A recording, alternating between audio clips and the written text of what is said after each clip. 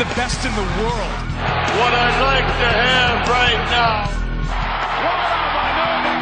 Yes! Yes! Yes! Because I was right when I was cool. Are you ready? It doesn't matter! I said, are you ready? I'm a sexy beast, baby! I was up all night! And I'm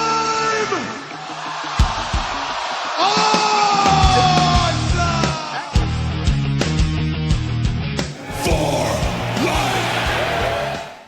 Welcome back, everybody, to the For Life podcast. We know it's been 2 weeks, but last Sunday I was extremely hungover and recovering from a long Saturday. I just fell asleep because I don't watch real sports. But I'm Well, yeah. glad we'll both be really honest with Well, each yeah, other. I mean, we had the Ace show, and I had to run back to my cousin's birthday, and I was out all night and recovering all day because I'm not in my 20s anymore.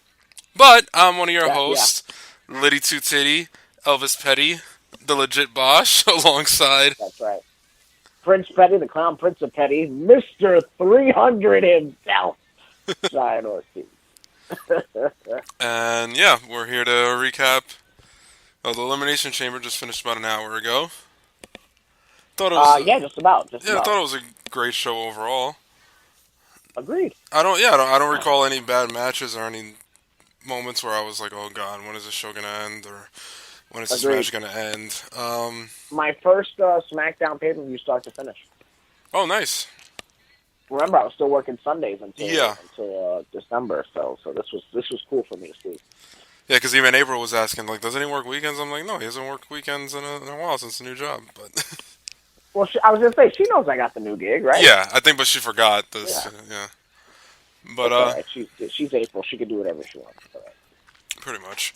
Yeah, but it was a great show overall. I guess you want to start from the beginning? Yeah, the pre-show? Just real quick, because Yeah. I did see the pre-show, and I did enjoy Mojo Rawley versus Kurt Hawkins. Very quick. Mm-hmm. The panel did a tremendous job selling the location, the venue, the set. They discussed all the big undercard matches, and they went into the Ellsworth Carmella angle with the whole press box and stuff. Yeah. And then they went into Hawkins and Mojo Rawley. Nice back and forth match. Good to see Hawkins with a fair amount of TV time. Mojo, probably the best singles match he's had since breaking up from Ryder. He's definitely got a lot of fan momentum on him right now. Like, even, I mean, I've never been a fan of his, but I've actually been enjoying him since he's been on his own. I think his 2 interviews on Talking Smack have helped him a lot. Where you've seen like the real Mojo, like his calm side, where he's not just running around all over the place like a maniac, and he's like he was telling his story and about his family and his upbringing. So I thought that really helped him a lot as far as like getting over with me, because I was never really a big fan of his. So I've been enjoying it. I was happy when he won that Battle Royal a couple weeks ago. I also think it's safe to say, correct me if I'm wrong, but I think it's safe to say that we could see, an intercontinental title run from him this year. Yeah, this year? I can see it later this year, maybe. I think he can get one. I think coming out of the Chamber match, I kind of see Corbin going after it now. No, I think Corbin is the shoo-in. Yeah. Corbin is the shoo-in for the WrestleMania Intercontinental Ladder match, as far as I'm concerned. I mean, I wouldn't be upset if it was a one-on-one, but I wouldn't be surprised if it was a big ladder match. I'm guessing it would be, Corbin, Ambrose, Ziggler, all those guys. Yeah, that sounds Harper. about right. I just think... I mean, the same guys that have been in it the last 3 years. Yeah, and I just think the writing is certainly on the wall for all of that. So unless they go with a ladder match for the Cruiserweight title. Ooh, my wrestling erection just went from 6 to midnight. That's really good. That's a good one. That's a good one. Ooh, I was not thinking. Yeah. See, it's a little thing, Yeah, and then have Corbin and Ambrose one-on-one. I wish I came up with that. I'm upset now. I mean, I'm sure I'm not the first person to say it, so... Well, you're the first person I heard say it. Okay. so that's news. I'm upset now. I'm genuinely upset. Mm-hmm. I wish I came up with that one. Damn you, Bosch. Damn you. I hope the first photo you take tomorrow, your hair is out there. How's that sound? That's how upset I am. You're an asshole.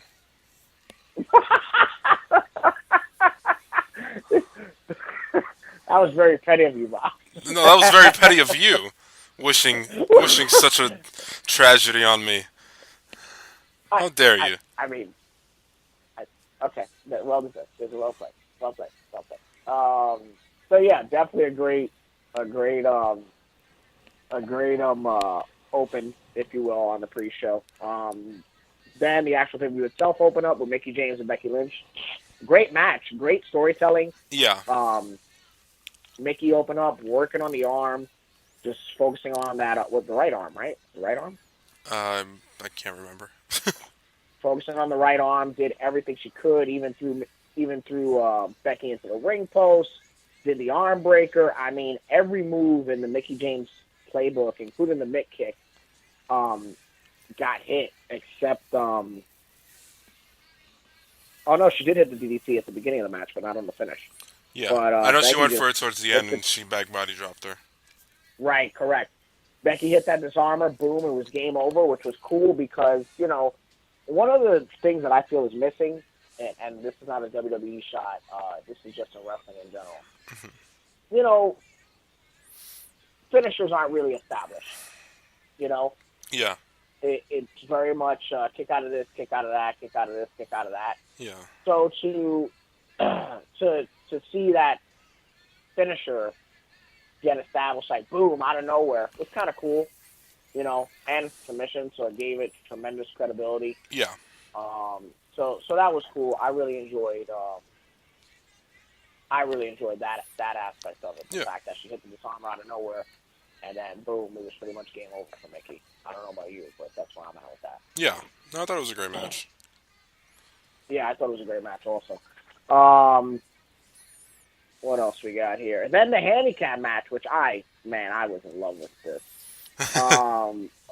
Apollo Crews and Kalisto taking on Ziggler. Crews comes out first, then Kalisto comes out, and Ziggler levels. That was amazing. Kalisto. Levels Kalisto from behind. Mm-hmm. We get a one-on-one match for quite some time. Then Kalisto, after some back-and-forth action, with Ziggler getting the upper hand, Kalisto makes it back down the ramp, much to the shock of the crowd and people at home, because I think everybody was like, okay, it's just going to be a one-on-one match. Yeah, I thought it was, okay, it's going to be a one-on-one, and Ziggler's going to get the win back for losing on SmackDown to Crews. Yeah, so that seems to be pretty unanimous with everyone. Not for nothing, great tandem offense between Crews and Kalisto. Uh-huh. It was very, very good. Seeing them work back and forth with each other. The finish was real cool. Kalisto was house of fire. He looked hot. He just looked great coming into it. Really happy for that. So he had a good showing. So did Ziggler. Ziggler, I feel, I'm not going to say needed, but this match most certainly helped solidify him as a heel. Yeah.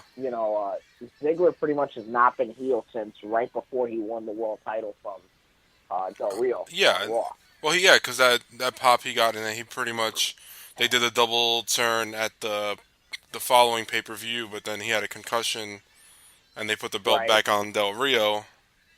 Right. And Ziggler kind of fell out of the title picture after that. And he's been face ever since. Yeah, so that was good for him to get reestablished, because, like I said, he hasn't been. But I feel like the problem is, he's getting cheered.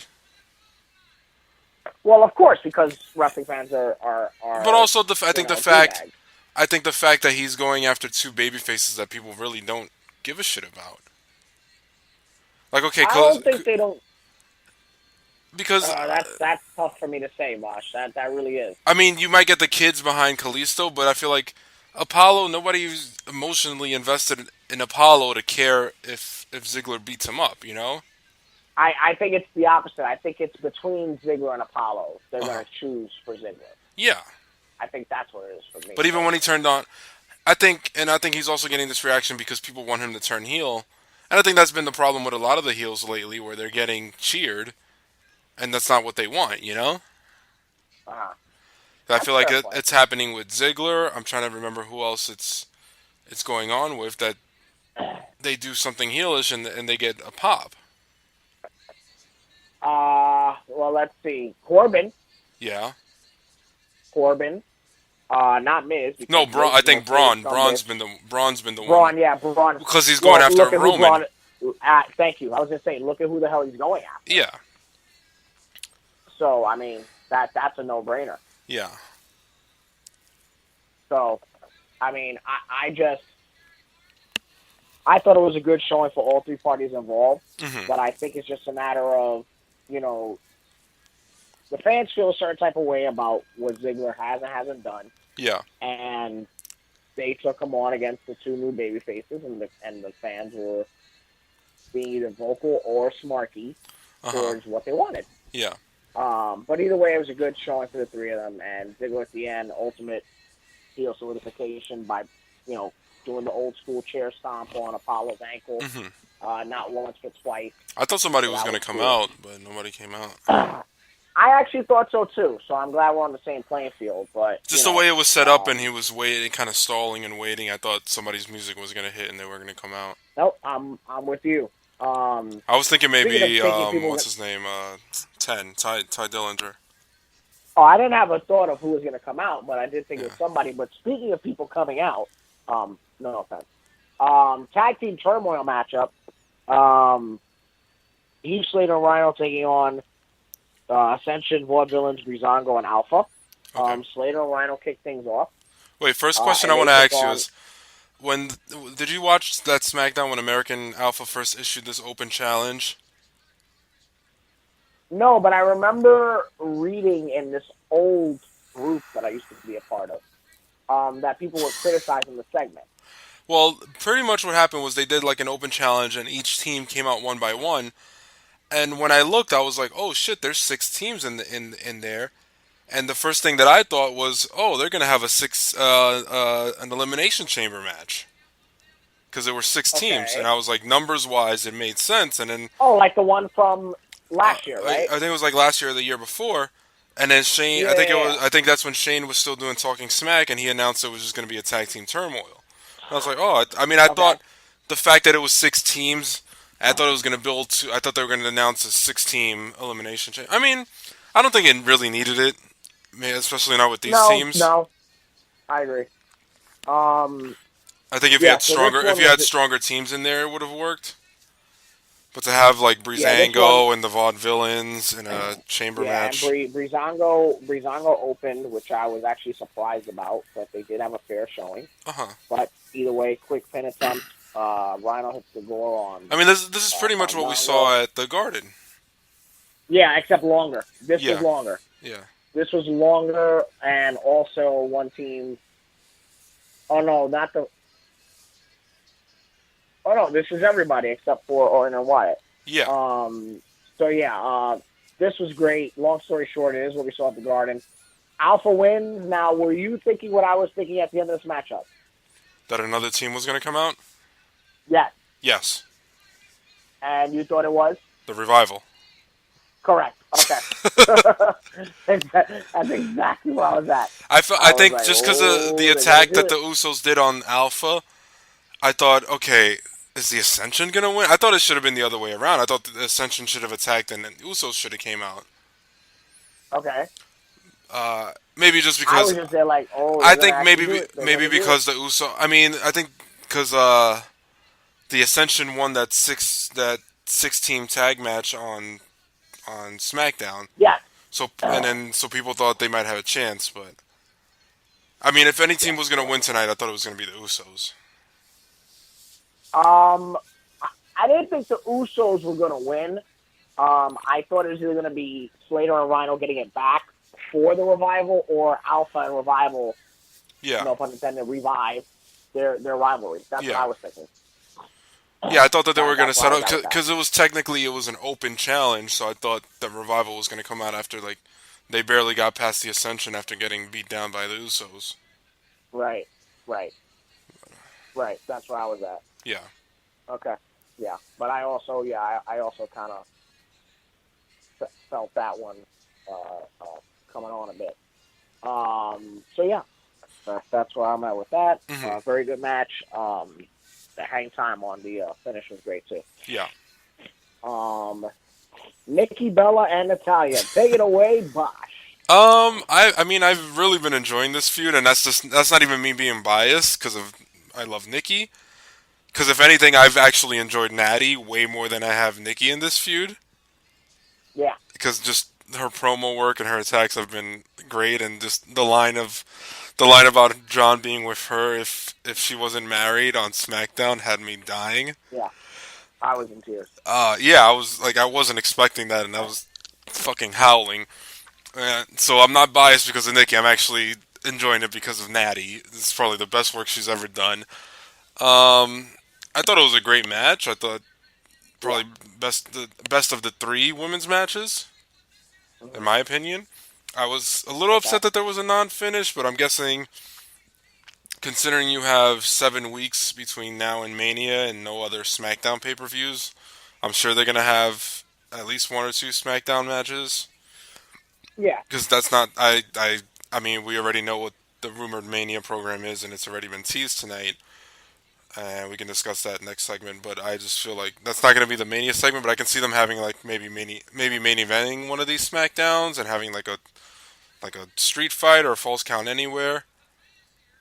I mean, I feel like this is very similar to the Carmella feud, considering she just finished the Carmella feud, and that's my only complaint, that it's very similar to the Carmella feud where Natty's attacking her backstage and cutting these promos about John and attacking her on Talking Smack. I think it was just it's kind of like it's a replay of what you just saw for a few months, and now we're doing it again. But I think Natty's just doing a better job at it than Carmella did. Okay. Yeah. That's a fair point. I'm enjoying the feud overall. Yeah. I'm like literally making it my business to watch their stuff on YouTube. Yeah. The next day. And the matches are like stellar. Yeah. So I'm really enjoying that aspect of it too. Mm-hmm. So yeah, so that's certainly been cool for me to watch. Also, I'm enjoying it. Definitely. And I'm glad that the match overall tonight though was. And I'm happy for Natty that she's finally. I'm happy that Natty's finally getting this spotlight put on her. Because I've been a fan of Natty since she came in, and I feel like she's never gotten the credit she deserves. And I feel like she's always been pushed aside anytime a new girl comes in, she gets pushed to the side. So I'm happy that she's getting this feud with Nikki, not only to showcase her in ring, but she's like showing her that she's just as capable outside of the ring. Yeah. So I'm really I agree. happy. I think it's a great opportunity for her. Like they finally gave Natty the ball, and she's just taking it and running with it. Yeah, she's running with it. She's running with it. Like you know it's good when I'm like watching it and I'm cheering for the shit she's doing to Nikki. You know? Yeah, and she's running with it famously. Yeah. So it's been cool. It's been cool to watch. I enjoyed their match tonight. Yeah. I thought they did their job. Mm-hmm. Because I wasn't like, oh man, they're gonna end it like that. I was like, oh man, for real. Like I wanted to see more. Yeah. So that I can see them. I can see Brian giving them like a main event. They'll main event SmackDown with like a street fight or a false count anywhere, just because they're all their fights have been all over the place, and so they're definitely gonna have like a false count anywhere. Since Nikki and Carmella did no DQ. Becky and Liz got the cage, so they're gonna get a false count anywhere. Yeah, I was gonna say they have to because they got. Well, because they've done the merch stand, they've done the backstage, they've done the Talking Smack, and I feel like Nikki and Carmella did the street fight, which was not false count anywhere. So I can see this one getting the false count anywhere. And it's been I don't remember. Okay. I think when was the last time we got false count anywhere? I think was it Braun and Sammy, or that was Last Man Standing? That was Last Man. Yeah, but they took it backstage. Boss Count Anywhere? I don't remember one. Yeah, it's been a while, so I wouldn't mind seeing that. It has been. It has been. Yeah, I'm actually like really pondering now, like when that was the last time. Yeah. Yeah, I got nothing on that one. Mm-hmm. Yeah. So after that was Orton and Harper. Orton and Harper. Oh which my I God, thought was right? match of the night in my opinion. Better than Chamber? I think I end up holding matches to a different like if it's like a gimmick match, I hold it to a different standard where I don't judge it on the same level that I would a regular one-on-one match. Okay. Kind of like when it's or like when Cena and AJ at the Rumble compared to the Rumble match.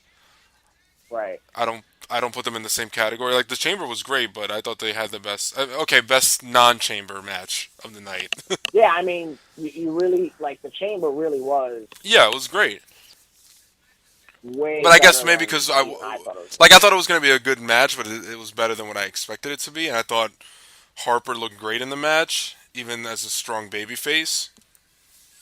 So I'm happy that Harper came out of this looking really good. Even he wasn't going to win the match, but he came out probably looking better than he ever did, and establishing him without Wyatt, which was great. Yeah, no, they look tremendous in there as far as I'm concerned. Yeah. And I mean that really and that was also the match that I think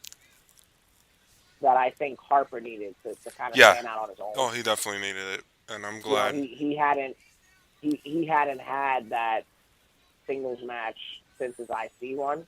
And even then, there wasn't I think he had a few good ones with Ambrose, but nothing to the level of the match he had with Orton. Correct.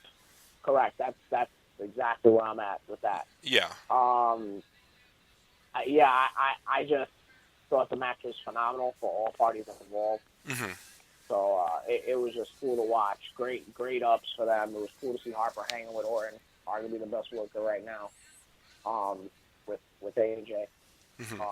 So it was cool for me to see. I definitely got a kick out of it big time. Yeah. So yeah, I got a real big kick out of that one. Mm-hmm.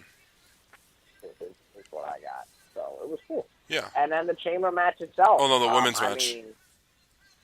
Oh yes, the women's match. Naomi versus Alexa Bliss. Way better than I thought it would be. Huh? Yeah, it was. I mean, it was tough because they were following the other two women's matches, but I thought it was a good match.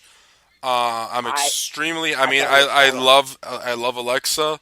She looked great tonight. I'm enjoying her as champion, and she's improved a lot since NXT. And I'm enjoying her. But I am happy that Naomi finally won it, just because I feel like kind of like Natty, but just not as long as Natty, where she has been around. I think she was in line to hit that and become Women Divas champion at the time. And then they brought in all the girls from NXT, and she was kind of pushed to the side, and she was kind of forgotten about. And I thought she was going strong at that time, and then we kind of forgot about her, and she came back recently with the new entrance, the new look. I love the entrance, probably one of the best entrances on the roster right now. Without question. And I mean, I'm genuinely happy for her. Like, even seeing her get emotional after the match, it was like, oh shit, like.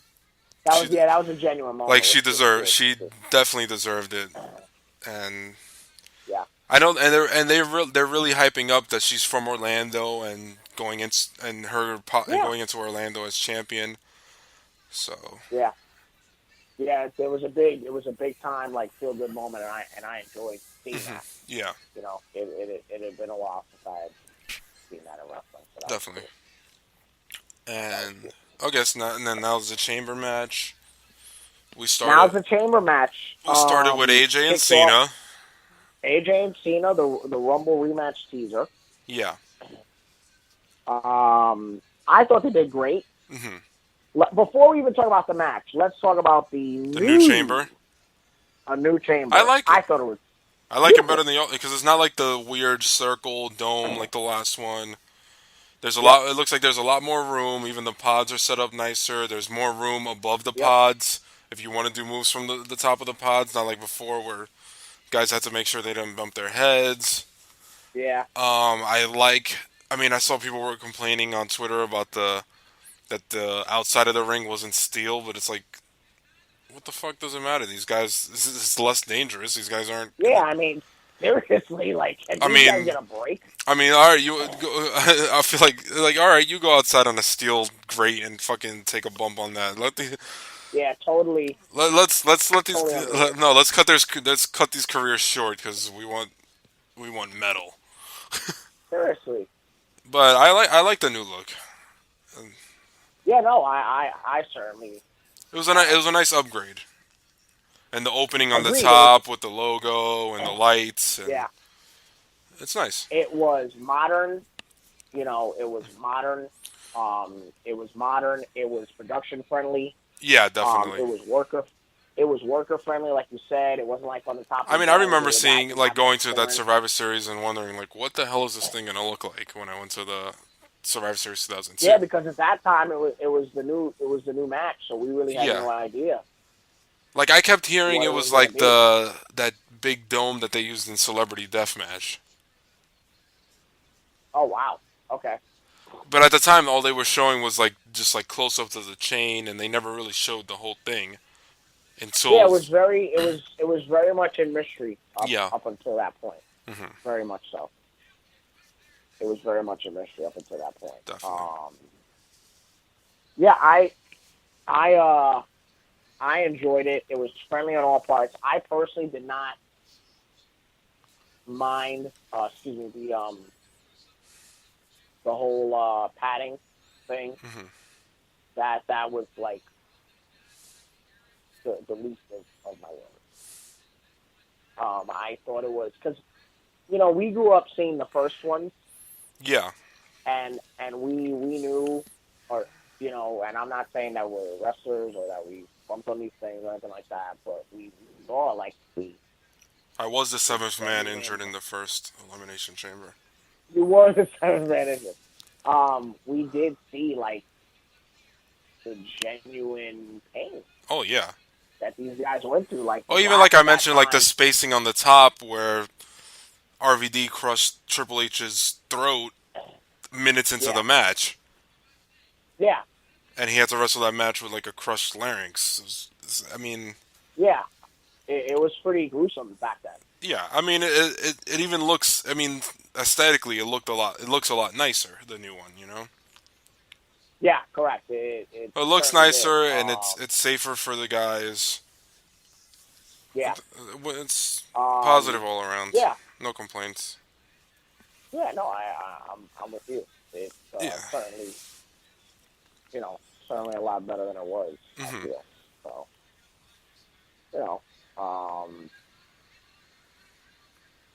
I enjoyed the match overall. I think it was great that Bray Wyatt won.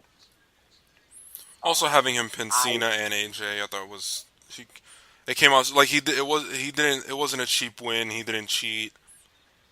He won it fair and square, And I thought I was afraid. Exactly. I thought they were gonna use maybe him eliminating Miz, and then Miz attacks him, softening him up for Wyatt, or they jump him, or like that one year where everybody did their finishers to Cena before he got pinned. Yeah. So I thought it worked out well. I agree. Yeah. I thought overall it was a great match. Everybody had a tremendously amazing showing. Mm-hmm. I thought everyone was and another person that deserved to win the belt after so many years, Bray Wyatt. Yeah, and I mean, it was kind of weird because it did feel I mean, we all knew, I guess, going in that okay, he's gonna win it to lead into the Mania match. Right. But there wasn't like that long build of him chasing the belt. I mean, as a heel, I don't think he really needed it, but and now it opens up the door for Cena to go for 17. Break the record. Yeah. Also, because I've already seen it twice on Facebook, this whole it's 4 years too late. Finally, it's about damn time. He debuted 4 years ago. Did they want him to win it when he fucking debuted? Yeah, remember they wanted him to win it in New Orleans at one point. Remember that? People were gonna bitch regardless. And then if he would have won it, they would have been like, "Oh, why are they rushing this guy? It's too soon." Yeah. So I just feel like sounds like that damn. I mean, nothing. Yeah. I just feel like, instead of that, just appreciate the moment. Like, it finally happened. Yeah. It finally happened, and I'm glad it did. It made me enjoy it, and I was really like, holy shit, they're gonna finally give us something. They're gonna pull the trigger on this guy. Do you see him retaining at Mania? Ooh, that's a good. I mean, yeah, because Orton won it, the Rumble. But do you really see Orton winning the belt at Mania, or do you see them keeping Bray strong and keeping on? Because for him to win it now to just lose it at Mania to Orton. Right. Ooh, that's tough. That's tough. Because now it's him retaining at Mania. It's kind of confusing where they're going now.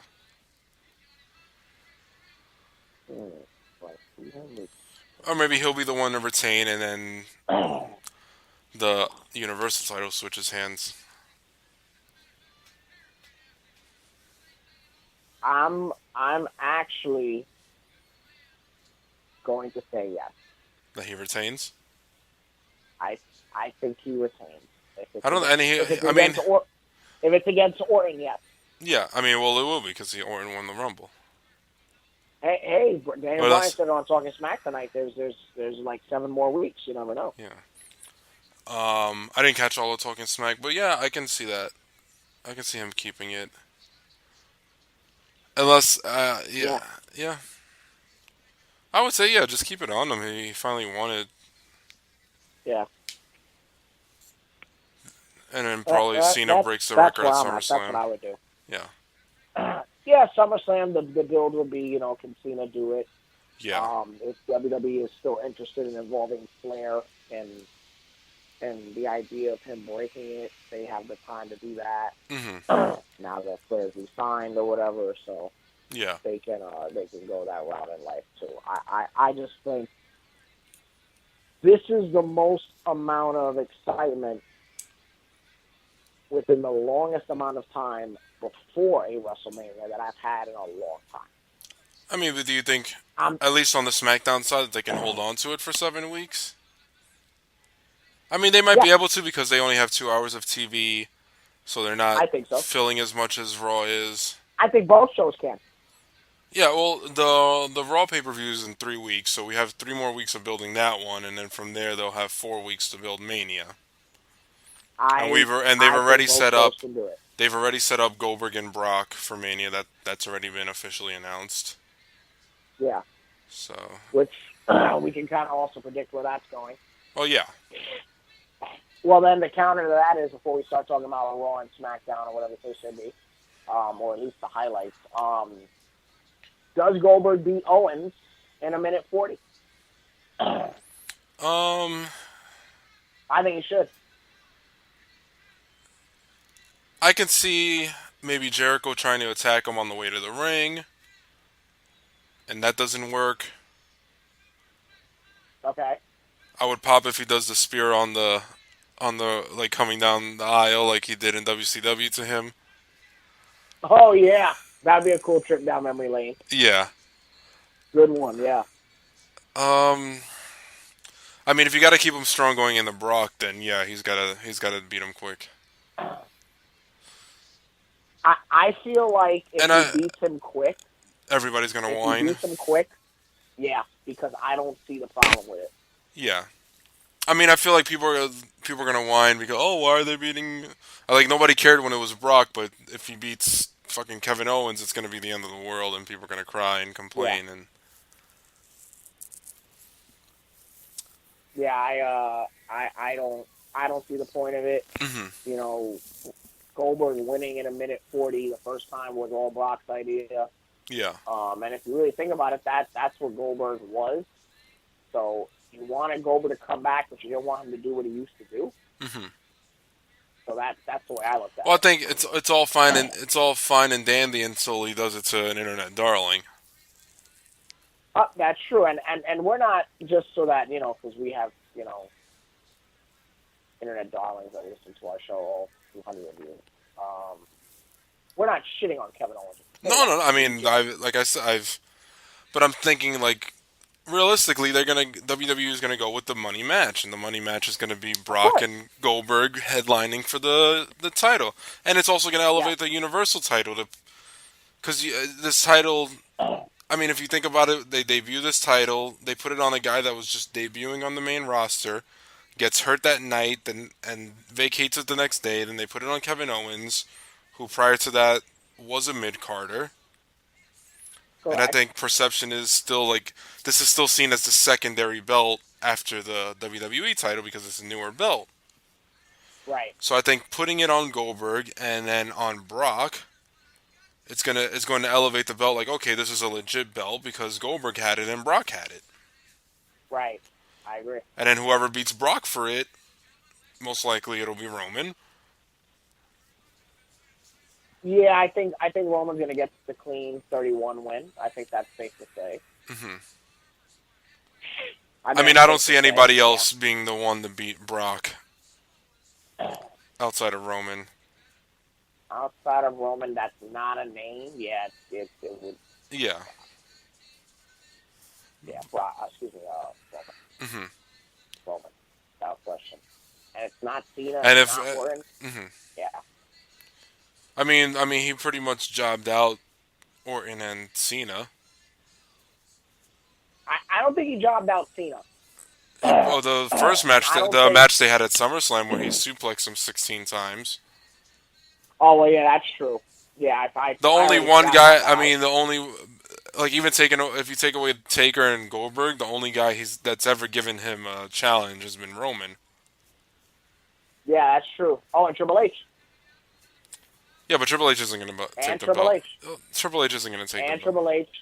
And you really can't. Okay, the only person. Because remember the three-way at the Rumble. The only person post defeating Taker at Mania, post breaking the streak. Because I feel like everything before the streak was weird because Hunter beat him and Cena beat him. But yeah. I mean, so far his match with Roman has been my favorite singles match he's had. Oh, without question. I mean, it kind of is a triple threat, but yeah. I mean, I like the triple threat. The triple threat, yeah, definitely. But I mean, where do you, as far as Mania build-up, I feel like we were trying to predict Mania a few months ago, but now we kind of have everything starting to be set in stone. Yeah. So as far as like what's right now guaranteed is Goldberg and Brock. Yeah. And we have Orton and Wyatt. Jericho Owens in some capacity. Oh, Jericho Owens. Pending injury, Rollins and Hunter. And from what I'm hearing, he might be cleared by Mania. Yes. The match is apparently still happening. You have most likely Taker and Roman. Then there's. I think it's safe to say Strowman wins the Andre. Yes. Corbin gets the IC. And I think that's it. And Cena and Nikki versus Miz and Maurice. Yes, the prenups versus the Mizanas. Yeah. Well, also I think there was the brawl that the girls had backstage with the powder that Maurice got all over her, and Cena pinned Miz in the chamber match. I didn't. You see, I didn't think of that. I didn't catch it either until I saw it on Twitter. Good eye.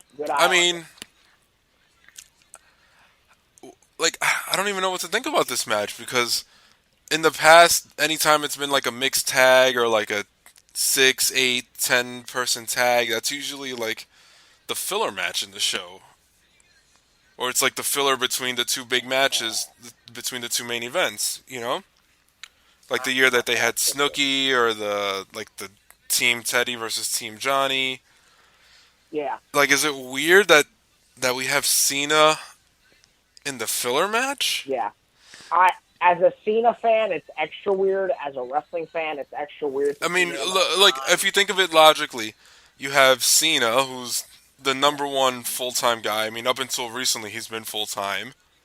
And still pretty full-time, because he still does house shows and SmackDowns, and he just takes breaks from here to there. But the number one full-time guy, Cena. The Miz, who's had his best year ever this year. Agreed. Nikki, who's probably the Cena of the women's division as far as the biggest star in the division. Ran the last 3.5 years. I would say biggest star outside of WWE. I would say Charlotte would be the biggest star in the company, but Nikki's the biggest star out of the company in the division.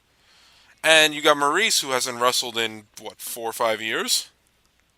4 or 5 years, yeah. And it's just I can see why, but I still it. I don't know. It just doesn't it doesn't. I don't know. It's just something about it doesn't work. And and I've heard people joking around saying that Cena's gonna propose to Nikki after the match, which would be kind of epic. Yeah. But then would it come across as cheesy and scripted and fake, or? No, it would have to be genuine. Yeah.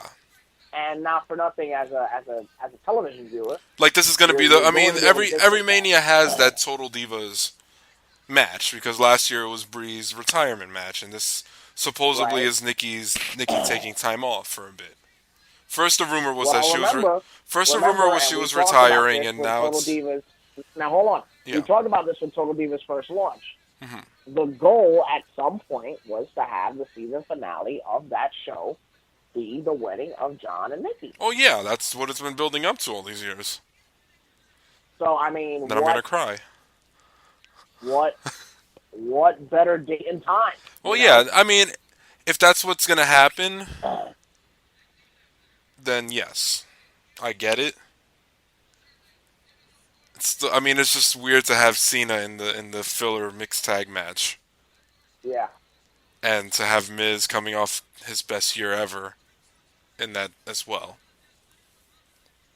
Yeah, it's going to be weird. Not shitting on them and not saying the match is going to suck, but it's going to be weird. Even if it would have been a one-on-one match with the girls in their corners, but then that's also keeping Nikki out of a match, and Nikki's been doing pretty well this year as well. Well, let's also look at the other rumor that Nikki Bella is apparently considering retirement. Well, the first rumor was retirement, and now it's time off. Yes, I know that changed. I saw the time off. You never know. Maybe she's waiting for Brie to make a comeback. Because Brie has do the Bellas farewell? I mean, what? Maybe.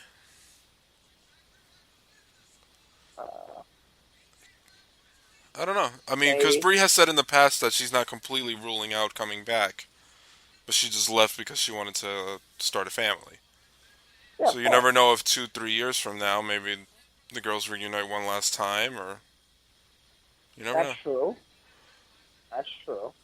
And I guess we'll see. I guess with those matches kind of set in stone, what do you do with the rest of the roster and the rest of the card, as far as the tag titles for each show and the women's belts for each shows? Mania's 8 or 9 hours. Yeah. So I'm saying, okay, I think Raw women's, it's safe to say it's looking like a fatal 4-way. Yeah, I don't with think Charlotte, Sasha, Nia, and Bayley. Yeah. So what do you do with the SmackDown? Do you do another, a 6-way for the SmackDown? Because there's 6 women on SmackDown? No, for SmackDown, I would do a one-on-one. With who, though? For SmackDown, I don't know with who, but for SmackDown, I would do a one-on-one, and I would do the Raw Tag Champions versus the SmackDown Tag Champions to get your inner promotional nut off. Okay. Because I feel like now... For the What happened? The SmackDown one, the women are going to be... What women are going to be left out besides Natalya, Mickie James, and possibly Alexa Bliss? Well, then who would Naomi defend against? Naomi would defend it. I would do Naomi and Alexa. Because it kind of looks like they're teasing doing it on SmackDown. Unless they do Naomi Becky. Maybe. To give Naomi the rub, because Becky just had her year. Mm-hmm. So there's a thought. Or they could just do, hey, we're going to do the same match for both shows, kind of like they did with the tag belts at Mania 20. Yeah. Okay. Okay. That's a good one. Because I feel like now they're gonna try to get everybody on the card, and I feel like the roster's bigger than ever right now. The roster's bigger than ever, and now they kind of have to because Well, now they have the two shows, yeah. So it's not like you can have one big match for all the women, or the one championship match, and then the one multi-women tag match. Yeah. I mean, unless you do like a tag match on the pre-show with the rest of the girls. I was gonna say, and then what goes on the pre-show this year? Because remember the outrage that people had about being on the pre-show last year. I mean, I thought Bree's retirement on the pre-show was weird to have on there, but I'm trying to think of what could have been on the what on the main show could have been on the pre-show last year to put the 10 women tag. I mean, if anything, I would have swapped the Battle Royal and that 10 women tag to have Bree's moment at Mania rather than the pre-show. That's a good one. Because I feel like that was. I mean, yeah, Baron debuted, but I feel like they've already done the Andre Battle Royal on the pre-show, and I think Bree's retirement was a bigger moment. Yeah, well, the retirement segment took away from the whole match. Yeah. That's just my opinion. So, and I don't mean that in a bad way, but it did. Or you could have cut fucking 5 minutes out of, or 5 or 10 minutes out of the Rock's segment. Was Rock's segment really that bad? It was. I mean, it was just long. Or they had the Dallas cheerleaders, and then he brought out the flamethrower. And the flamethrower. Then the promo, then the Wyatts, then the match with Eric Rowan, then Cena.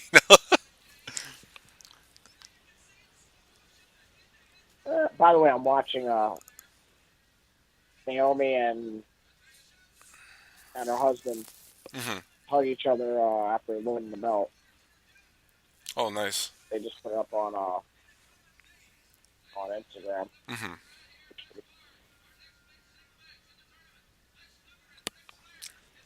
Well, yeah, I mean, it should be interesting. Is the N-word?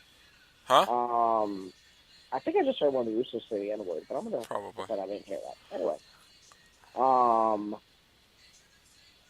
yeah, it's gonna be interesting. I mean, I'm just trying to figure out like what do you do with the rest of the card? Where do your I mean, do they all just end up in that Andre Battle Royal, like your Sami Zayn's and your? I mean, also another rumored match is AJ and Shane McMahon. Yeah, AJ and Shane. I don't know. Yeah. I don't know. Not that I'm not. I mean, if anybody can get a good match out of Shane, it'll be AJ. Oh, without question.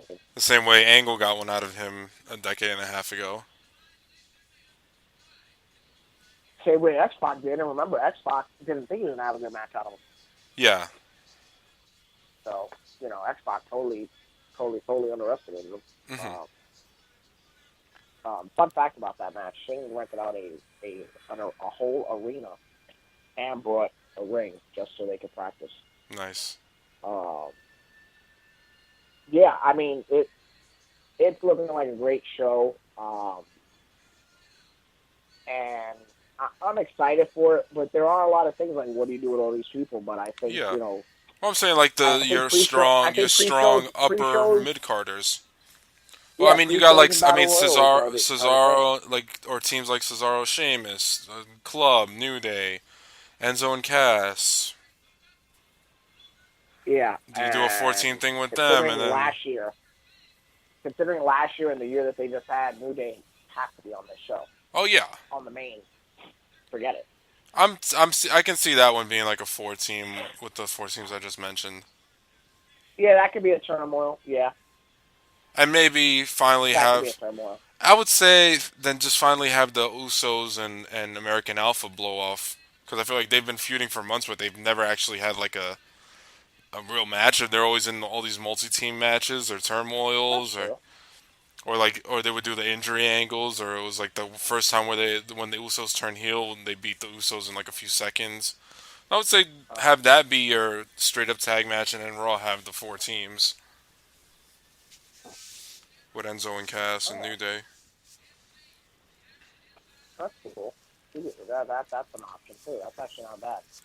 But I can see that. I can see the Usos and Alpha ending up on the pre-show. I feel like the Usos are always on the pre-show. But that statement is why I feel like they won't be this year, because I feel like it's their turn, it's their rotation, if you will. It's their time to go up. Mm-hmm.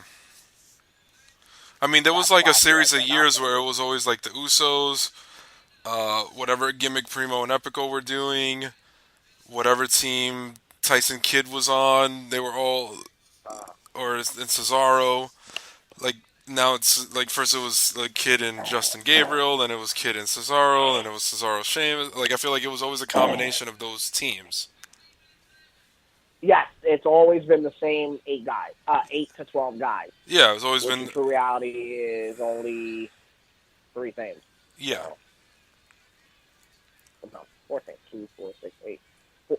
4 to 16. I know at once, like it was like 3 years where it was the Usos, Primo Epico, or the Shining Stars, whatever gimmick they were using. Then it was like Tyson Kidd, right, and whatever part. And I noticed it was like and 1 remember, year. It's always been Cesaro interchangeable, because the first year was Cesaro Swagger, and then Cesaro came back with Kidd, and now it's with. And then one of the years, Kidd was with Justin Gabriel, the one in Miami. There you go. Totally forgot about that too. So it was always interchangeable, and now it's Cesaro and Sheamus. I forgot about the Real Americans. I was trying to remember what other teams Cesaro had. Well, I was there for that one, so of course I'm gonna. Yeah.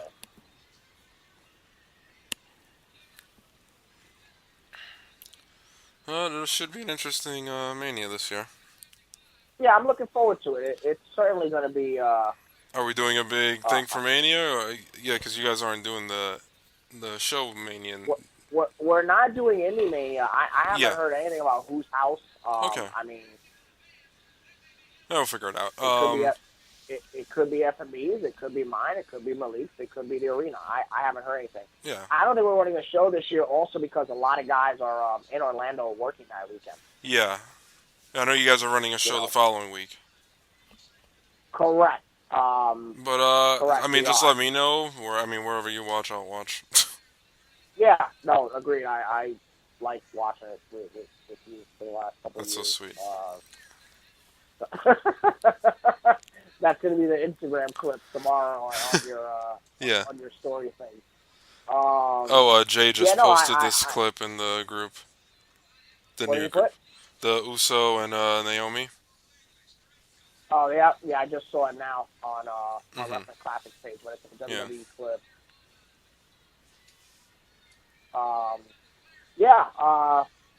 So speaking of the Elimination Chamber, even though this is technically not leading into it, Monday Night Raw, real quick. Interesting opening and ending for Monday Night Raw, I feel, huh? Oh, yeah, definitely. First of all, we got Samoa Joe's official Monday Night Raw debut, including his contract signing. Mm-hmm. Arguably one of the most unique openings to a Raw ever, right? Yeah. Because we've never seen a guy debut and get the whole contract signing deal and all that. I mean, I'm happy. I feel like for years people have complained that they wouldn't use him correctly, and they did. So, good. Well, you can't say that, because it's only been the first couple days, and you know. Well, they bought him in. I mean, meaning that they brought him in strong. I mean, I can only speak for the 2 weeks that he's been on the main roster. Right. And so far, it's been good. I mean, I can't speak for what they'll do with him. Another guy, what are they going to do with him at Mania? Right. Which at one point he himself is another wild card for Mania. Like, what do you do with him? And use him like for them to bring him in this close to Mania, as the muscle for one of the bigger Mania matches. Like, what do you do with him? You know, unless you throw him in like the U.S. title picture and you get that belt off of Jericho, and maybe it's like Sammy and Joe. But even then, for Mania, that's he's another one. Or look, another guy like Rusev. What do you do with Rusev for Mania? Yeah. I think there's just a lot of guys in. Rusev is pretty much by himself. Remember, Rusev is pretty much by himself this year. There's no League of Nations, and Oh, he has Jinder Mahal. not teaming. Yeah, but I don't. And I hope that ends quickly. Like I'd rather just see him and Lana. I just feel like there's a lot of guys. It's like, what do you like? It's like, oh, like, do we just throw them in another multi-person match, or the Andre Battle Royal, or 6-man, 8-man, 20-man, whatever, you know? Let's just have 6 WrestleManias. Let's just do it. 2 on Friday, 2 on Saturday. Yeah. 2 on Sunday. I mean, unless you stack that Andre Battle Royal with bigger names rather than just jobbers. Well, remember last year the Andre Battle Royal had.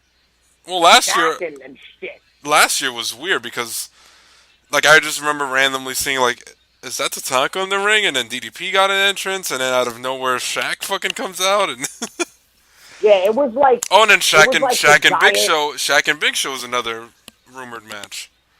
Yeah, it was like the Diet Gimmick Battle Royal. Which is more. I mean, Shaq and Big Show seems more likely now because they've actually been going back and forth, and like Big Show's in phenomenal shape. Tweeting pictures. Isn't Shaq the one that confirmed it on his Twitter though? Well, that was like a few years ago when it was supposed to happen, but I mean, Big Show's been calling him out too in the pictures, like saying his name and like calling him out, saying I'm getting ready for Shaq. Yeah, but isn't it Shaq that said it's going to happen, and that's how all this shit started? I think so. Like. Last year was a little nuts because it was basically the Gimmick Battle Royal return. So that's another match. And I don't.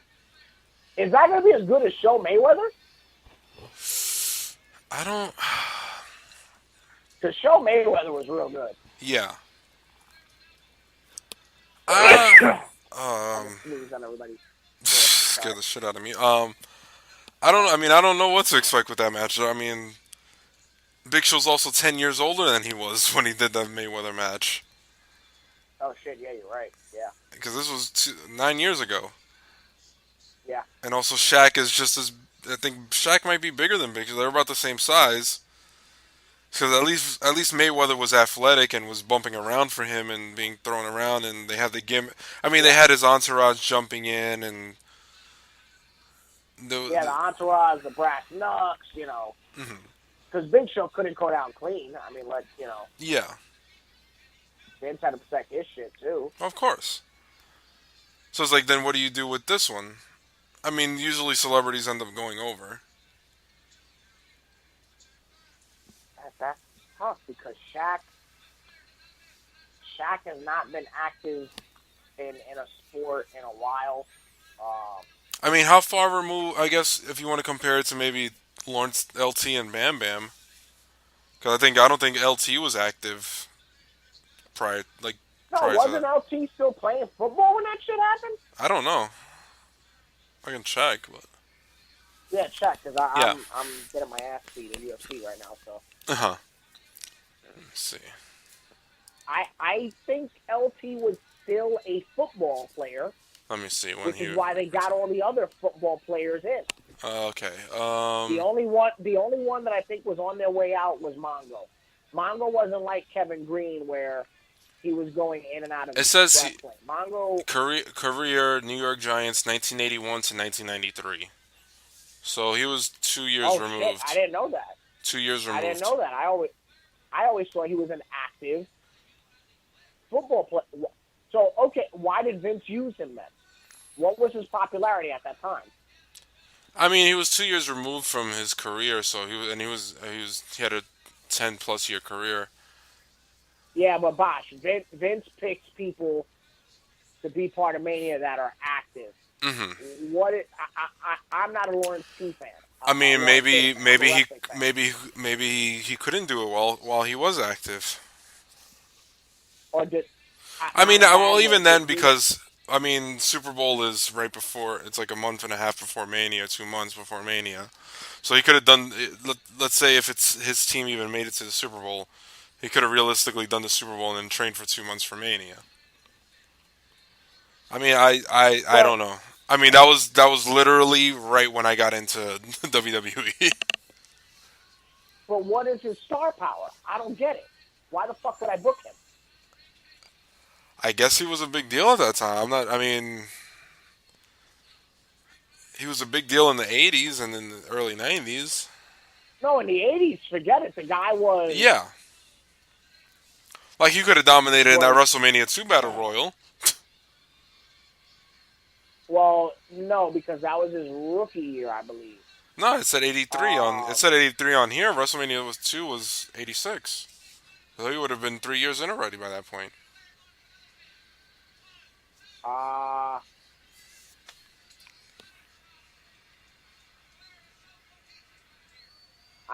I just don't know what is.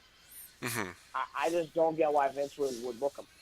Because at least Mayweather was active. Tyson just came off the ear biting incident, so he booked Tyson at the perfect time. Right. Even in WCW, Rodman and Malone were just in the NBA Finals against each other, and they were wrestling that summer. Correct. Not to mention, Rodman was getting all the publicity for all the crazy shit he was doing. And yeah, like not showing up to practice and the drag queen stuff. He was with the hottest woman on the planet at the time. Carmen Electra. Karl Malone was the ultimate babyface. Modern day Scotty was the ultimate babyface. He was a modern day Scottie Pippen. Yeah. If Larry Bird was black and personable, he would be Karl Malone. Yeah. Yeah, like that's kind of apples and oranges. I don't really see how Lawrence Taylor, 2 years removed. Wow, I've never known this. I thought he was an active football player. Yeah. At the time. I mean, we did get Mongo out of it. Yes, we did get Mongo out of it, and Pepper. Yes. Wow, I don't know. I gotta reevaluate. And technically Deborah too, because didn't he bring Deborah in? Yes, Deborah got on to the. Well, Deborah's not in the WWF angle, but Deborah. Oh, she came in into WCW with him. Yeah, because basically Deborah is the one that convinces Mongo to join the Horsemen. Oh yeah, I saw that show for Sullivan's podcast. Yeah, when he was teaming with Kevin Green. Correct, that's the angle, which is why I was saying because. And then now he's still. I mean, he's been feuding with. I mean, on the Nitros I've been watching, he's been feuding with Jarrett for the longest. Oh, he's still feuding with Jarrett. Yeah. Also, remember something. This is the point that I brought up. Like I said, Mongo and Kevin Green are still involved with football at that time. Yeah. Especially Kevin Green. Yeah, I think Mongo was pretty much done. Yeah, Mongo. But Kevin Green was an active player. Because he was at the Great American Bash, and then they kind of didn't use him again until Uncensored. So that's the whole football season, pretty much. Yeah, the whole football season. Because I know at one point they bring him in for a promo, and he says he'll be back after the season. Yeah, and then he's also part of Slamboree, don't forget. Yeah. And he pretty much comes back after the Super Bowl. Yeah, he's part of. Well, Mongo was done because Mongo was in the '86 Chicago Bears. Yes, correct.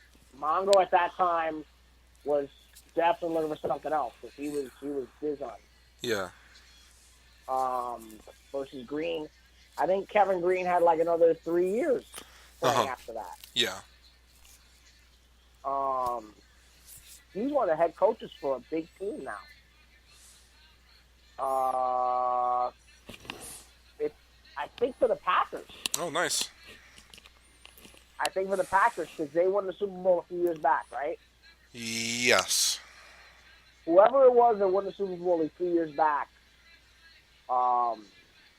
he was there, and I remember Flair and JR were getting tickets for that Super Bowl through him. through him. Yeah.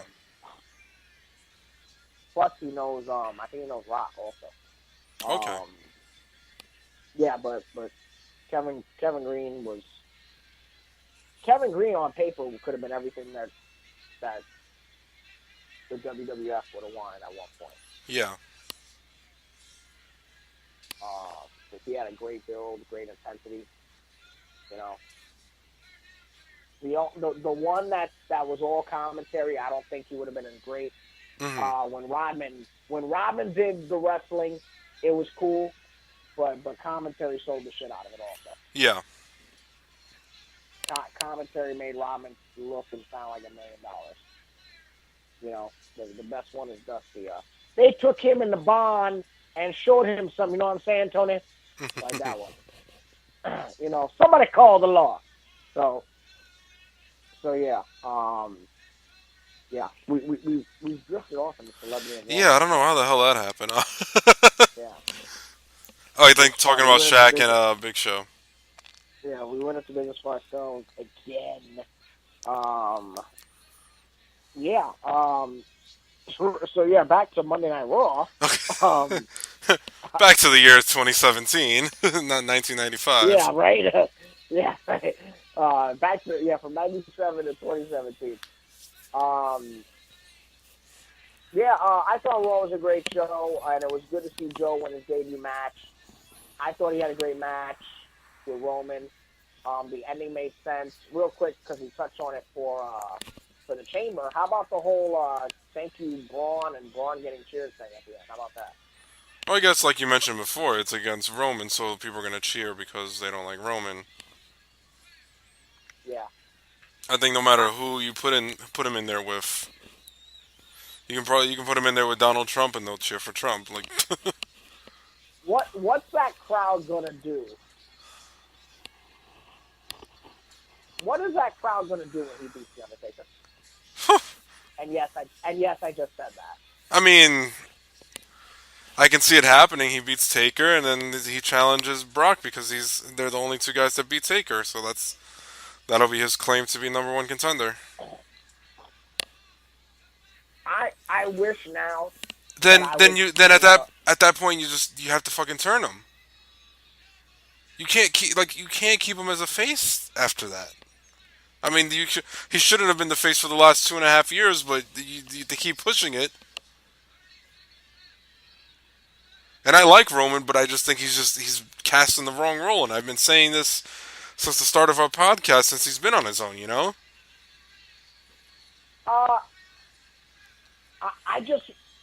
First of all, I am openly saying that Roman Reigns is going to beat the Undertaker. I believe so as well. Number two, I just want to know what the fuck fans are going to throw at him once that gets done. Yeah. Like, I want to know what the shit call, what the excuse is when that happens. Because I want to know. I just want to know. You know what I'm going to do? I'm going to edit a video of all the reactions from Roman beating Taker, but I'm going to put them after Cena proposes to Nikki, just so it can represent my reaction. That's actually not a bad idea. At all. I wonder if the Taker fan has a fucking front row seat again. Probably. He'll probably have a front row for the second New Orleans show. Yeah. He had front row for another show that I saw. I think it was like an NXT show. I don't think he's a New York guy, though, Undertaker fan. No, I don't think so either. I don't think he is. Whatchamacallit. I'm really looking forward. I think that match should be way better than people think. Uh-huh. I think the entrances are going to be super dope. Yeah. But what are you guys going to do? And what are you people going to come up with? What's the excuse going to be? When the big dog beats the dead man, what's it going to be? Oh, and there was a moment during that opening segment on Raw, Roman Reigns did say that this was his yard. Yeah, and that's like the lead-in, apparently. Yeah. I caught that right away. I was like, oh, interesting. So, I mean, it should be interesting. I mean, do you see them ever turning? I think they just have to pull the trigger and turn him heel. I think it'll happen this year. I think if they turned him heel back when they should have 2.5 years ago, he would have been a face again by now. Because I think people would have already. He would have been at the point already where people like him again. By this point, there's like Roman as a heel for a year or two, people are gonna like him again. Same thing happened with The Rock or any other guy that fucking turns. I think.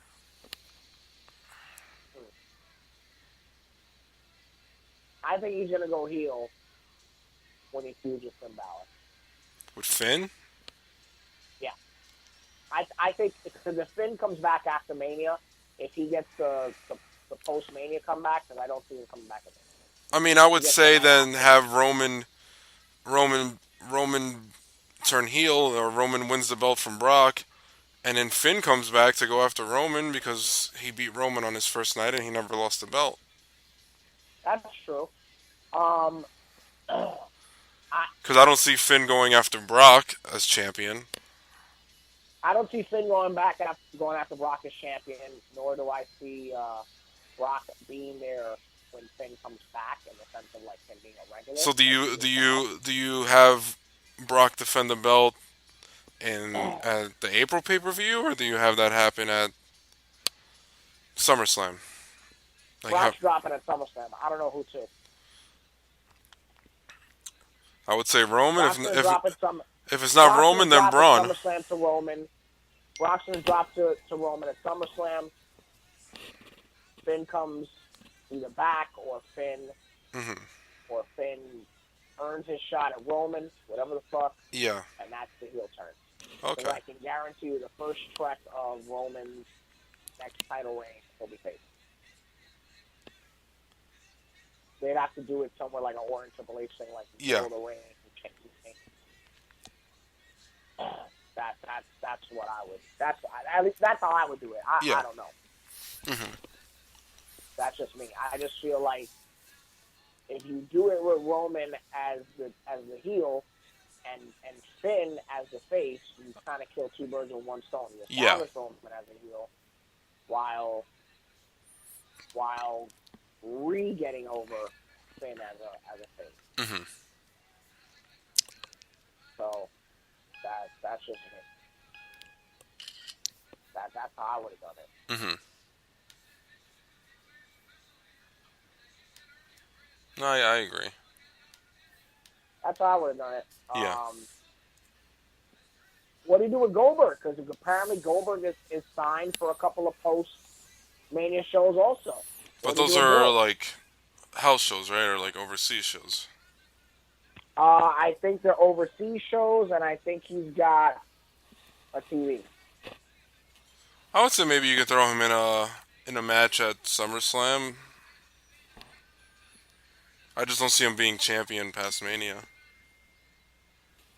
Oh no, I know he's gonna lose at Mania. Oh yeah.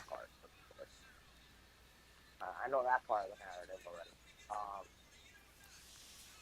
Jericho, do we think Jericho's losing? After Mania, yeah. When does Jericho come back? I mean, I think he's doing the Fozzy thing, right? Yeah, Fozzy's next album is due out, and all these other things. Mm-hmm. He's got a lot coming up this year. Well, this spring. Yeah.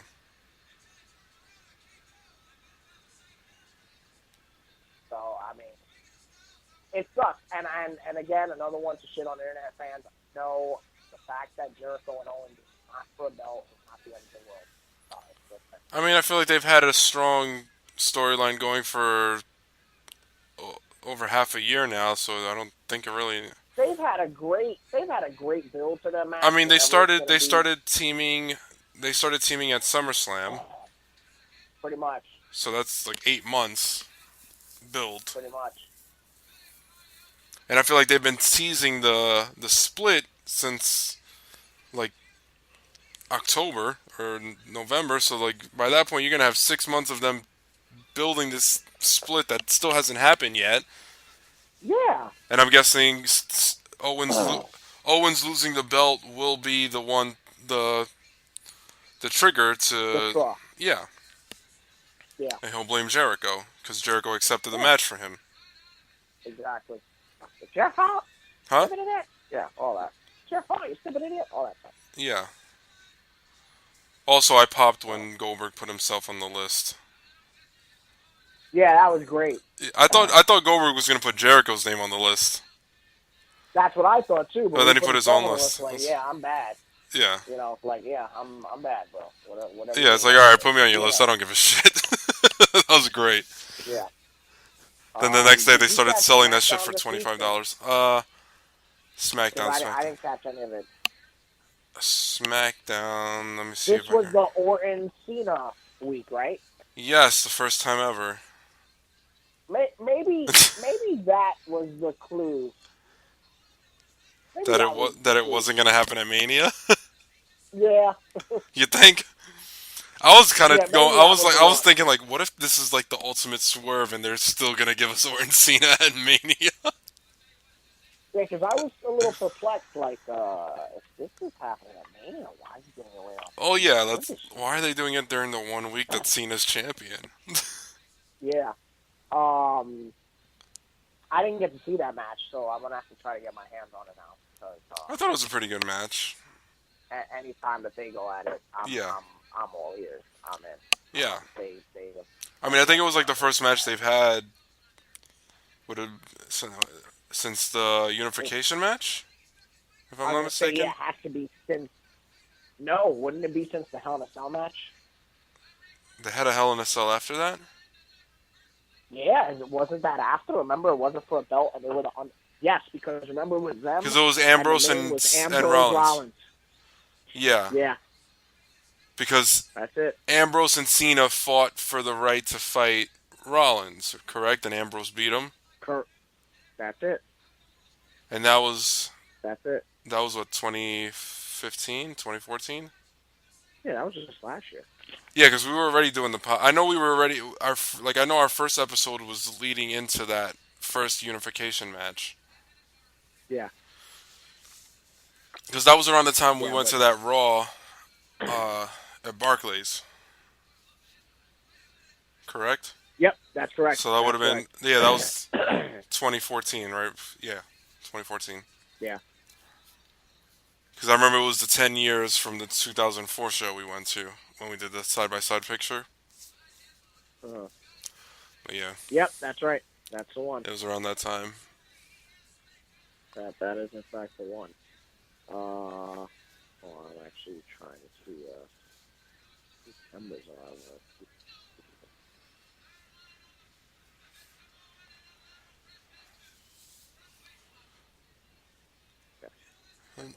Mania season should be interesting. It certainly should be. It's shaping up, and I'm excited. Yeah. Is there anything rumored for Takeover yet? I have not heard anything. Has Chris Hero debuted yet? Like on the show? I know that episode. I know that it's been taped, and he has. His debut was when he came out and kind of patted Nakamura's belt. All right, Nakamura. That's right. So they had to have played already. Yeah, you can tell I don't watch, because he's not champion anymore. Because I've seen videos. I've seen videos on Instagram of them teaming. He'll probably get the Nakamura treatment and re-debut. In Orlando. Okay.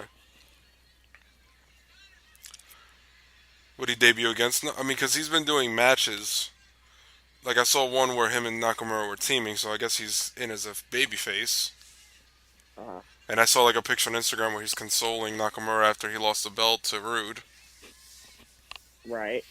So we'll see. Well, I mean.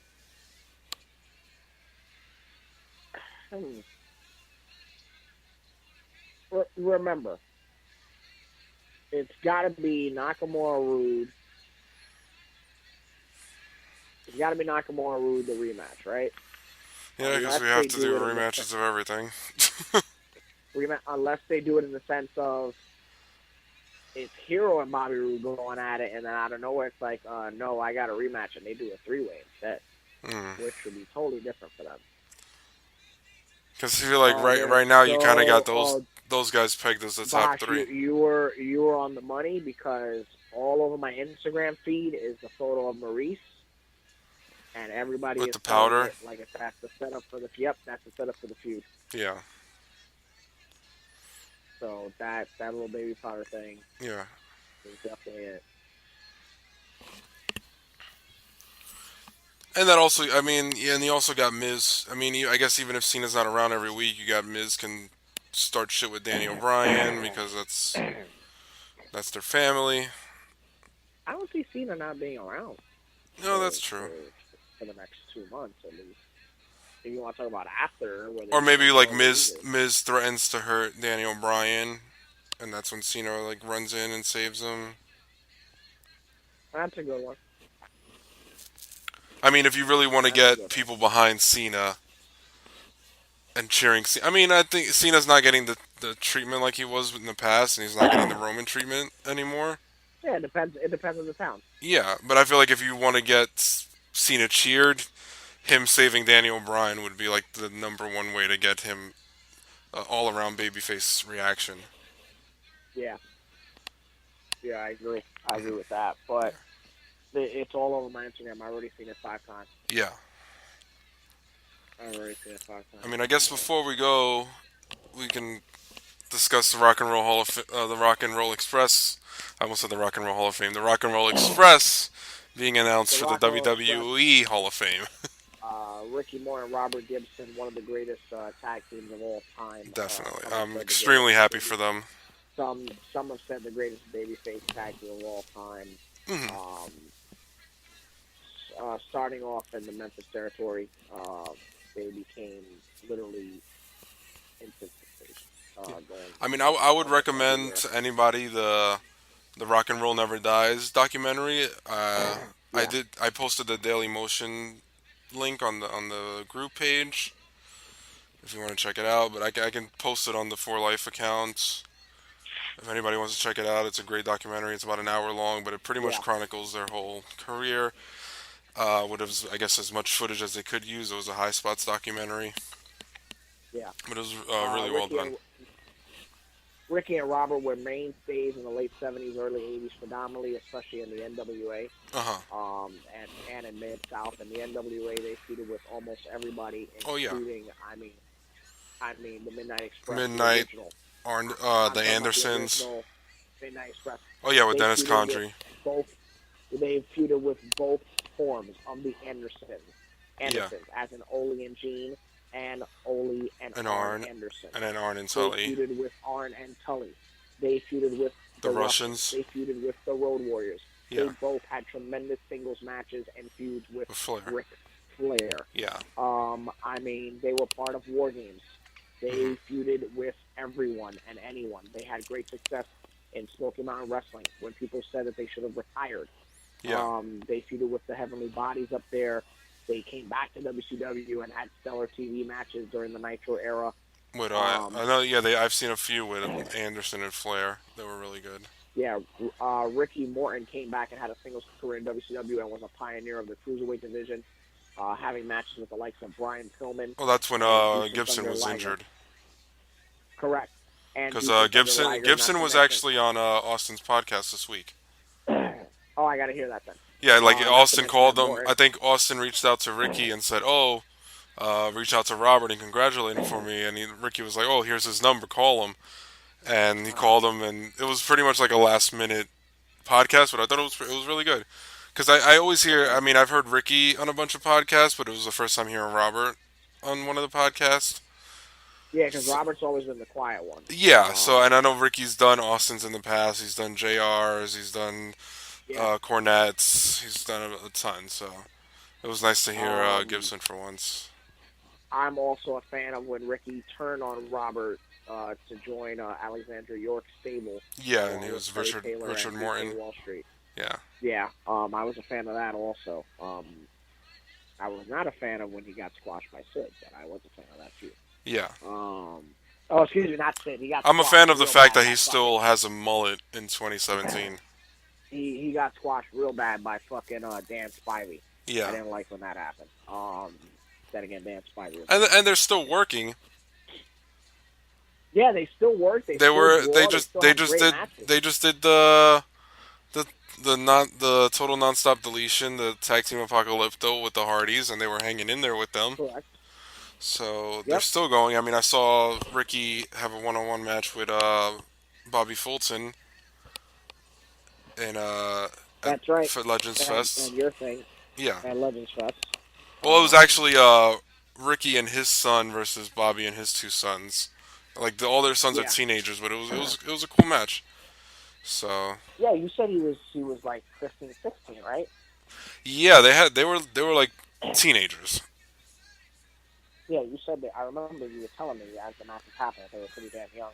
Yeah. Much respect to easily one of the greatest tag teams of all time. And have we discussed Angle on the show yet, or? I think Angle, we did. yeah, of course we did. But I mean, who do you see inducting the Rock and Roll Express? Oh man, that's so tough. It's tough because it's tough because the most logical would be the Midnight Express. Yeah. With Cornette, and I think it's just tough because I don't think Cornette's on the greatest of terms with them. But I mean, you never know. I mean, they've been performing miracles, and I know Cornette was really happy about them going in, and he really put it over on his show this week. I was just gonna say Cornette actually watched Raw. So. Oh yeah, he watched Raw. He put Joe's debut over. He even put Jericho and Kevin Owens over. I know he always says nobody ever mentions the good shit he says. Well, I'm mentioning it. Yeah. He watched the video package, which he said he cried. Mm-hmm. When he saw it, he put over Joe about how great of a person he was. Yeah. He did mention Jericho and Owens. Yeah, and he was talking about their time at Jericho's time at Smoky Mountain, and how he was terrible on the mic. Cornette had one of the greatest quotes ever about Robert Gibson. He said, "My God, Robert Gibson would have more sex on his way down to the ring than people would have in a week." Yeah. So, one of the greatest quotes ever about the Express. Yeah. But I mean, I would love to see them. I mean, because I know Eaton's not much of a talker, and there's Stan Lane, and Condrey passed away, right? Oh, did Loverboy? I don't know if Loverboy. I think he might have. Is he dead? I'm not sure. I think he is. The oldest because he's never been at any of the conventions. Let me see. He Dennis, probably did then, and I'm actually blanking. And he was the oldest out of all of them. Dennis Condrey. Oh no, still alive. He is alive, right? 65. Okay. See? I just never see 65. I just never see him at any of the conventions. He's older than that. That's a lot. He's older than that. That's a lot. What is that, Wikipedia? Yes. I'm going in and up fixing that. That's a fucking lot. Well, I know I have the Midnight Express book. I'm not sure if it's signed by him, but I know the other one signed it. Yeah. Because he's in the book. He's in the book, and there's a picture of the four of them, where it's Jim. Did they find their real age? No. I have a problem with that. No, but he does have there is a recent picture in the book, at least from when the book came out, of Bobby, Stan, Condrey, and Cornette. Oh yeah, you told me that. There's a sweet shot of them updated. Yeah. And Cornette's the only one that looks the same, right? Yeah, Cornette. I feel like he hasn't. He's looked the same for the last 35 years. Yeah, and he hasn't even lost all that much hair neither. Yeah. I can't wait for his Legends figure to come out too. Which one? He's got a. Oh, it's already out. Superstore figure coming out. It's already out. Is it? If you go to his site, it's $30 with his autograph, personalized. Okay. All yeah. have been avoided. Yes. It's I think he has. I think he said he has about 5. I've been seeing people post pictures of them, so it's his figure, and he autographs it, he personalizes it. Yep, Bosch again in the clutch. Yeah. Yeah. So very excited about that. Yeah, Rock and Roll Express. Who, believe it or not, I discovered them through a video game because I didn't know who they were growing up, and then nice. Legends of Wrestling came out, and I was like, oh, these guys are really cool. Oh, really? Huh. And then that's how I discovered them. And then it's. But they were, they were around for a little bit during that NWA angle in WWE. But remember, they were, but it took me a while to register because also I did not realize that on my 1993 Survivor Series tape, where the Heavenly Bodies take on the Rock and Roll Express, they were one of the same people. Okay. So it took me a while because I never saw them on Nitro. Yeah. I never saw those matches. I don't start watching Nitro. Well, at that time they weren't really hyping them up. They were there a little bit like right after NWO started, but they weren't really hyping them up as a big team. They were just popping up out of nowhere. Like they kind of look like if you didn't know who they were, if you didn't have prior knowledge of who they were, they would have come across like a jobber tag team for the Horsemen. Yeah, I agree. But they were getting crazy pops on those Nitros. Yeah. Because when the network came out, I was rewatching them. Actually, no, that's a lie because I actually found those matches on Classic on Demand. Yeah. First, and then the network I rewatched them when I was watching like that. So yeah, great. Congratulations to Rock and Roll Express. Rock and roll never dies. Yeah. and neither does Mullet. So yeah, looking forward to that. That's gonna be another interesting induction again. Hoping for that. Mm-hmm. I am too. I think Austin's gonna do Angle. Yeah. I can't think of anybody else really. Well, Angle said he wanted it to be Steve. Yeah. He wanted to be Steve, and it makes sense. I mean, hopefully, it would have to be. Yeah. It would have to be Rock or Triple H or Steve, or Vince. Well, Vince isn't gonna do it, and I don't see The Rock doing it. And I would say Steve I don't see because Rock being available. Yeah, and Hunter, I don't really see Hunter doing it. Yeah, Austin makes sense. Plus, they're also known for like all those segments they did when they're in that 2001 era with the cowboy hat and the music and the stuff with Vince. Yeah. So I feel like that's what really got Angle over as an entertainer. Yeah, the video package on that's really nice too. Yeah. But yeah, I'm excited. Mm-hmm. I'm excited for that. What else do we have on the cooker? I can't think of anything else, and is it plug time? Yeah, we're on an hour and a half, so. Yeah. I got nothing up. I just put my hand in my ass. I got nothing else up. So is it plug time? Yeah, we can do the plugs. Okay, I'm going to plug my buddy James, Beast Nation, on Instagram. Mm-hmm. That's at Beast Nation for all your custom action figure needs. Showstopper Customs for all your custom action figure needs. Amazing custom action figure work by Showstopper Customs. Same as my man Beast Nation, especially if you're a Kane or an Undertaker fan, that's the guy to see. I want to give a shout-out to the Lost Weekend on eBay, who also has a tremendous Instagram. Fast shipping, great customer service, tremendous inventory. Shout out to them. Who else am I? I think. John Harder. John Harder on the Hardway HQ. Definitely got to plug him. I want to plug False Finish Productions out of upstate New York, out of Newburgh. I think that's everything I got this week. I got at WCW Worldwide. They have all those great magazine scans and a bunch of old school. Yes, they do. WCW total stuff. Memory, total trip down memory lane. Yeah, some of which I donated to them. Yeah. I want to plug Robert Lottie and his YouTube show where he reviews indie wrestling. Yes, I love Robert Lottie. That's NYWC rules. Robert's a super fan. I love him. Yes, and I think that's all I can. Oh, get your new Petty 24/7 T-shirt at redbubble.com/4lifepodcast. That's our newest shirt. It's our highest selling shirt ever. That's right. And I technically it is because it has been purchased. So that is our highest selling shirt. Thank you, Liz. And what else do we have? If you want to follow us on social media, you can follow us at 4Life Podcast. I'm on Twitter at I am the Bosch Man. Do you even use your Twitter, Cheyenne? I know I'm on Twitter. When was your last tweet? Let's see. I'm going to see when your last tweet was. Don't do that. Come on, let's go. For Life Podcast, hosted by... Your last tweet was... God damn. Don't say it. Don't say it on the show. December 23rd, 2015.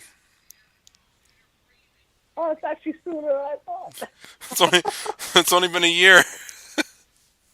Well, hold on. My life tanks around that time. Okay. So it makes a little sense, but I got to get my shit together. Okay. I got to fix that. Okay. And also, I'm excited to announce that Bruce Pritchard reached 1,000 comments on iTunes, so they're going to be doing the Zeus episode this week as a bonus show. The which episode? Zeus. Oh, I got to hear that one. So that's going to be a good one. On top of their regular show this week, which hasn't been voted yet, but I'm also enjoying Shivani's show. I know they don't pay us to plug, but I love these two, the Shivani and Pritchard show, both co-hosted by Conrad. We got to plug them all. Conrad is also a very good media, I have to admit.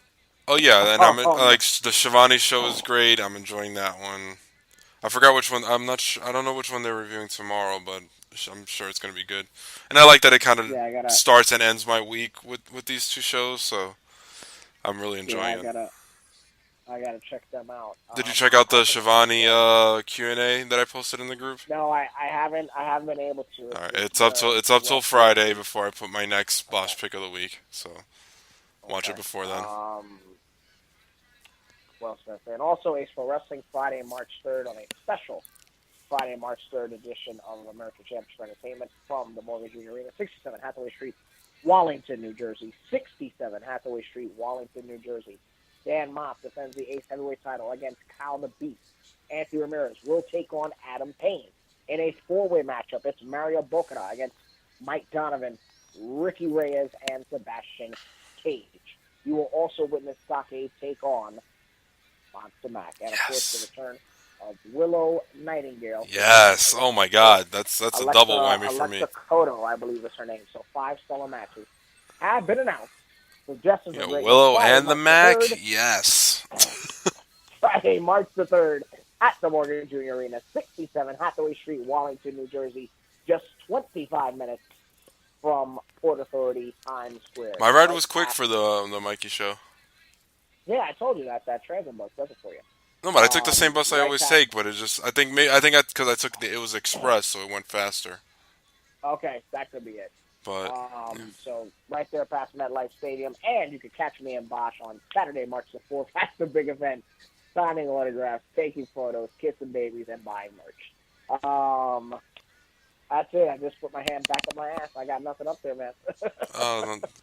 Okay. When you're listening to your podcast, like that, you're listening to it for life.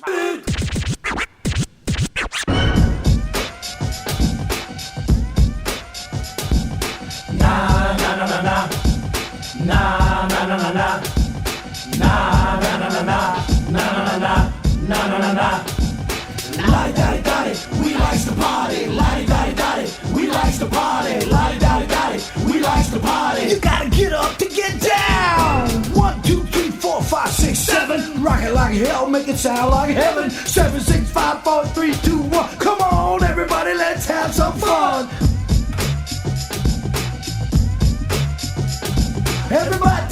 Everybody, just throw your hands in the air and wave them like you just don't care. Because PPE is here. If there's a table in the building anywhere, we're gonna put somebody there. Everybody in the house say hey, hey, say ho, ho, and we won't stop rocking till we reach the top. We likes to party. We likes to party. We likes to party. You gotta get up to get down.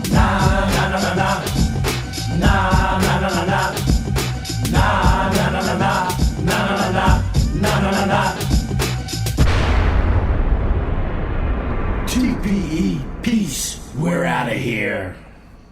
Hey, For Lifers, this is Bosch, and I'm just letting you guys know that we are now on patreon.com/forlifepodcast. We have the site there just to help us keep costs effective for the podcast and help pay for the show and the website. So it's small donations, $1, $3, and $5 will give you a shout out on the show. I'll have Cheyenne sing for you. He doesn't know yet, but he will know. Or I'll send my Bosch pick of the week, which is an exclusive wrestling video, documentary, event, shoot interview that isn't available on the WWE Network. So just check it out at www.forlifepodcast.com/Patreon. Because when you're listening to your podcast, you're listening to it for life.